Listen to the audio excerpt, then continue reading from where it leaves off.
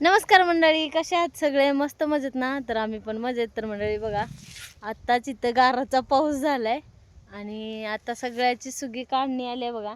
आणि आता पावसानं डायरेक्ट गारा बघा, गारानं आपल्या सगळ्या तुतीचे शेंडे जे आहेत ना ते मोडून पडलेत.